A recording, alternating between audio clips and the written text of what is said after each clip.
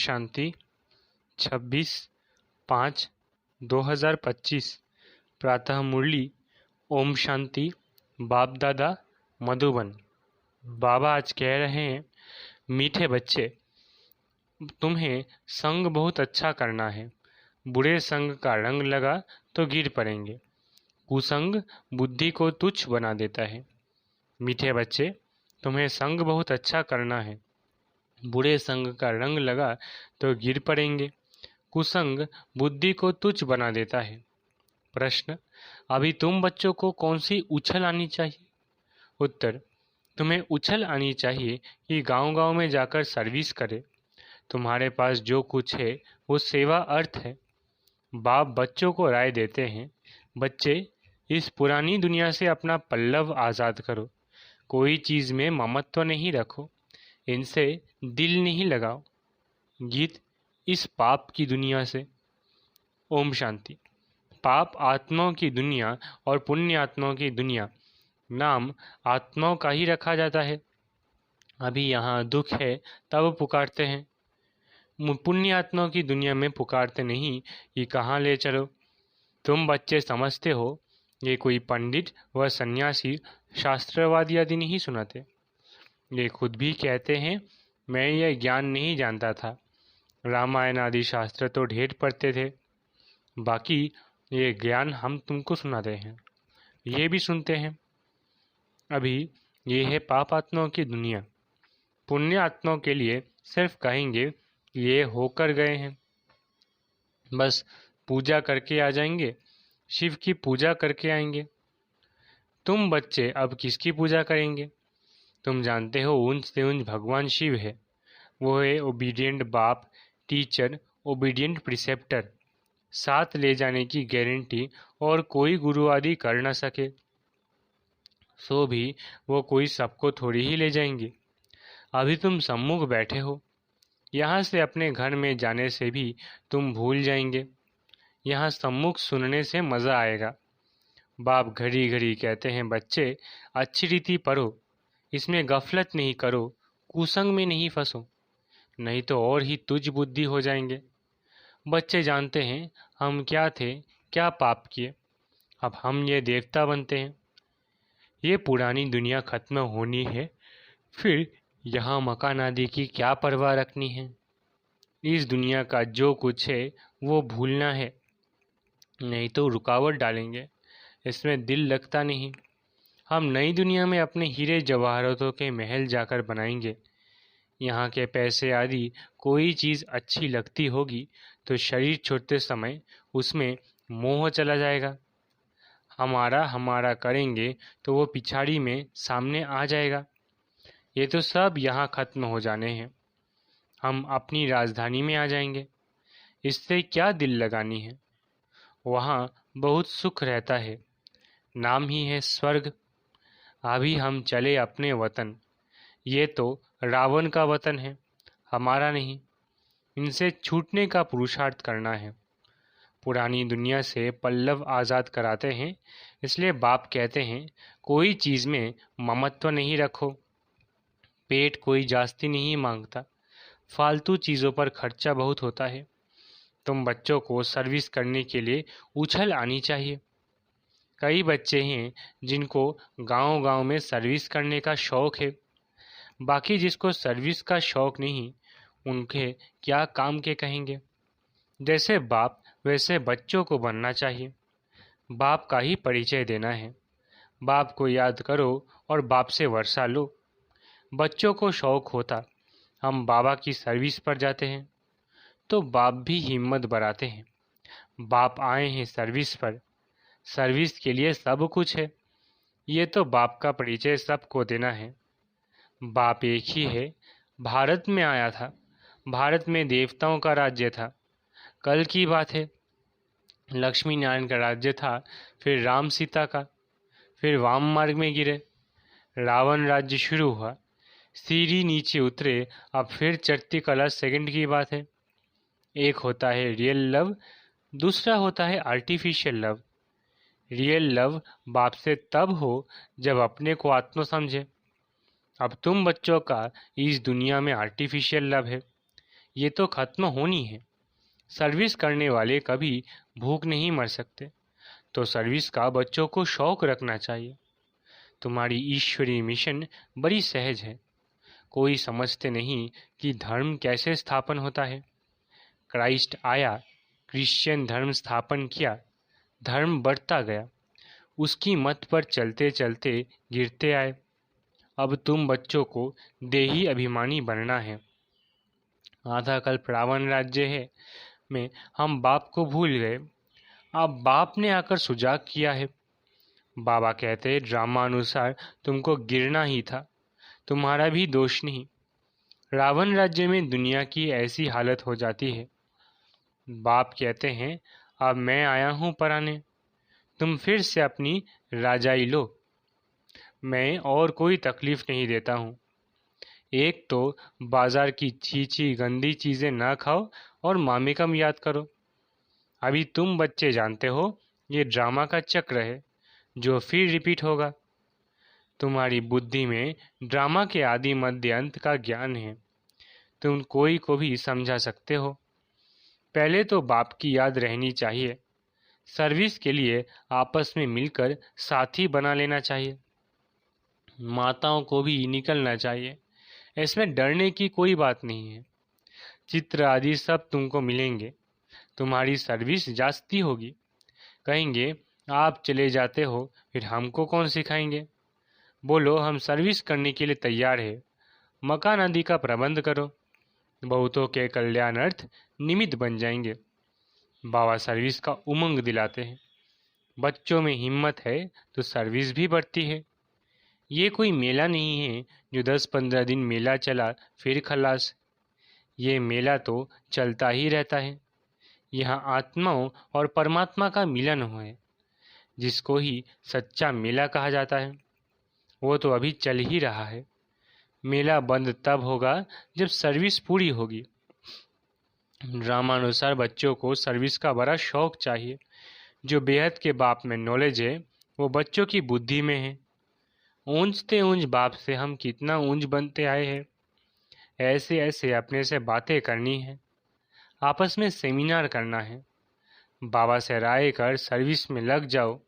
कोई मदद की दरकार हो तो बाबा दूल्हे लाल बैठा है। ये सब ड्रामा में नूंद है। फिक्र की कोई बात नहीं। नहीं तो स्थापना कैसे होगी। दूसरी बात यह भी है, जो करेगा वो पाएगा। अभी तुम बच्चे पत्थर बुद्धि से हीरे जैसा बनते हो। बाप ज्ञान से इतना सीधा करते हैं, माया फिर नाक से पकड़कर पीठ दिला देती है। तुम बच्चों को संग बड़ा अच्छा करना चाहिए। बुरे संग का रंग लगने से गिर पड़ेंगे। बाबा बायोस्कोप आदि देखने की मना करते हैं। जिसको बायोस्कोप की आदत पड़ी वो पतित बनने बिगड़ रह नहीं सकेंगे। यहाँ हर एक एक्टिविटी डरती है। नाम ही है वैश्यालय। बाप शिवालय स्थापन कर रहे हैं। वैश्यालय को पूरी आग लगनी है। कुंभकर्ण जैसी आसुरी नींद में सोए पड़े हैं। तुम समझते हो कि हम शिवालय में जा रहे हैं। पहले हम भी बंदर सदृश्य थे। इस पर रामायण में भी कहानी है। अभी तुम बाप के मददगार बने हो। तुम अपनी शक्ति से राज्य स्थापन कर रहे हो। फिर यह रावण राज्य खलास हो जाना है। तुम बच्चों को अनेक प्रकार की युक्तियां बताते रहते हैं। किसको दान नहीं करेंगे तो फल भी कैसे मिलेगा। पहले पहले 10-15 को रास्ता बताकर फिर बाद में भोजन खाना चाहिए। पहले शुभ काम करके आओ, इसमें ही तुम्हारा कल्याण है। कोई भी देहधारी को याद नहीं करो। ये तो पतित दुनिया है। पतित पावन एक बाप को याद करो तो पावन दुनिया के मालिक बन जाएंगे। अंतमति सो गति हो जाएगी। तो किसी न किसी को संदेश सुनाकर फिर आए भोजन खाना चाहिए। तुम सबको यही बताते रहो कि बाबा को याद करने से इतना ऊंच बन जाएंगे। अच्छा, मीठे मीठे सिकिलधे बच्चों प्रति माता पिता बाप दादा का याद प्यारा गुड मॉर्निंग। रूहानी बाप की रूहानी बच्चों को नमस्ते। हम रूहानी बच्चों की रूहानी माता पिता बाप दादा को याद प्यार गुड मॉर्निंग और नमस्ते नमस्ते नमस्ते। रात्रि क्लास। 17/3/68। कभी भी कोई भाषण आदि करना हो तो आपस में मिलकर 2-4 बारी रिहर्सल करो, पॉइंट्स एडिशन करेक्शन कर तैयार करो तो फिर रिफाइन भाषण करेंगे। मूल एक बात पर, गीता के भगवान पर ही तुमने विजय पाई तो फिर सभी बातों में विजय हो जाएगी। इसके लिए कॉन्फ्रेंस तो होगी ना। समझते रहेंगे झाड़ की वृद्धि तो जरूर होनी है। माया के तूफान तो सभी को लगते हैं। अक्सर करके लिखते हैं, बाबा हमने काम की चमाट खाई। इसको कहा जाता है कि कमाई चट। क्रोध आदि किया तो कहेंगे कुछ घाटा पड़ा। इसके लिए समझाना पड़ता है, काम पर जीत पहन जगत जीत बनते हैं। काम से हारे हार होती है। काम से हारने वाले की कमाई चट हो जाती है, दंड बढ़ जाता है। मंजिल बहुत बड़ी है, इसलिए बड़ी खबरदारी रखनी पड़ती है। तुम बच्चे जानते हो, 5000 वर्ष पहले भी हमको बादशाही मिली थी। अभी फिर से दैवी राजधानी स्थापन हो रही है। इस पढ़ाई से हम उस राजधानी में जाते हैं। सारा मदार है पढ़ाई पर। पढ़ाई और धारणा से ही बाप समान बनेंगे।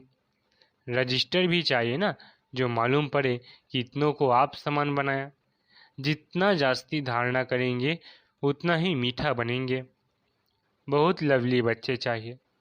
तुम बच्चों के लिए ही वो दिन आया आज, जिसके लिए मनुष्य बहुत कोशिश करते हैं कि मुक्ति में जावे।